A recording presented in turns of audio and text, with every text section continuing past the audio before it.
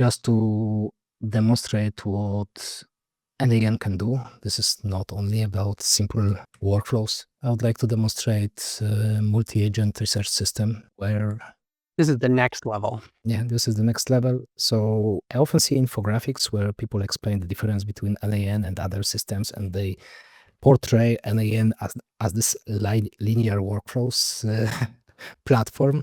It is completely not the case. So you can perfectly, and this is an example of LAN used to map multi-agent research system by Anthropic. So this is from the paper that they published, how they implemented it. And there is this lead agent that gets the research topic and distributes tasks between sub-agents. And then each sub-agents perform a scoped research. At the same time, it is aware of the overall context of the research. It creates a report. And finally, this lead agent, which is an orchestrator, creates the final response for the user. And I did the same in LAN. How many minutes do we have? 10 minutes. It's just briefly. Give me research on Amazon. I'm using a simple interface, and this is an interface provided by LAN, but you can perfectly combine LAN with Lovable, Cloud, or any other coding agent by creating something called a webhook.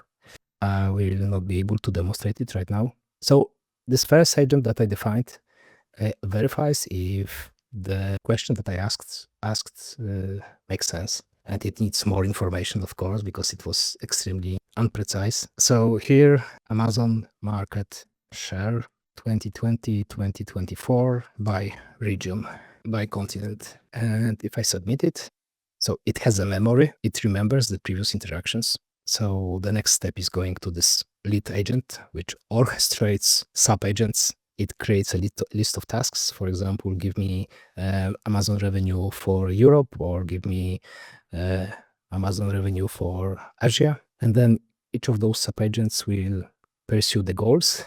So as you see, we have like 10 sub-agents, each running simultaneously, something like this. Each sub-agent will use a Brave search, will fetch website content, will use an additional LLM to compress the context. So there is a basic LLM chain, so we do not use the full HTML, but extract the most important information. Each of those sub-agents gets like 3 to 10 websites, and we are not using Perplexity. This is done manually. And finally, lead agent combines all those reports, sends them to a copywriter agent, and the copywriter agent creates a file that is then stored in a Google Drive. So I do not have to wait. It will run in the background. We can see the previous report. For example, this one, I created it previously. So we have Amazon revenue, executive summary, and different sources that it browsed with tables.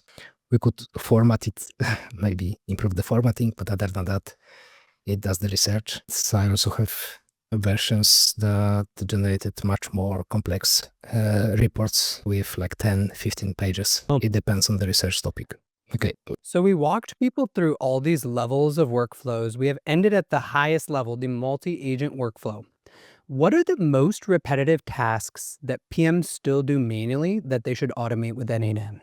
There are many examples. One of the examples is just automating work with the software that they access the most.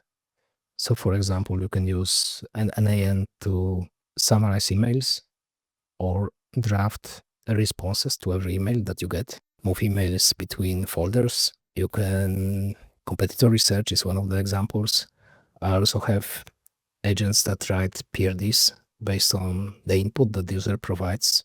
And it can search Slack, it can search your files like Google Drive, find relevant information, and then based on the prompt and your ideal PRD template, it can create this PRD, for example, as a Google Doc. There are many examples. I personally also use it to automate tasks for my products. So, for example, I had to get information about exchange rates and import this information to my local database.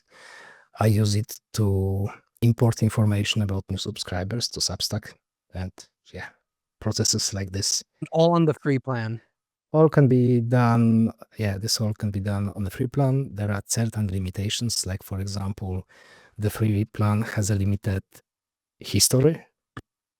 So in theory, you can browse probably like 24 hours, but there is a simple workaround you can use to remove this Yeah, what limitation. hack do you have for Yeah. this workflow limitation? I hope you enjoyed that short clip. You can check out the full episode here.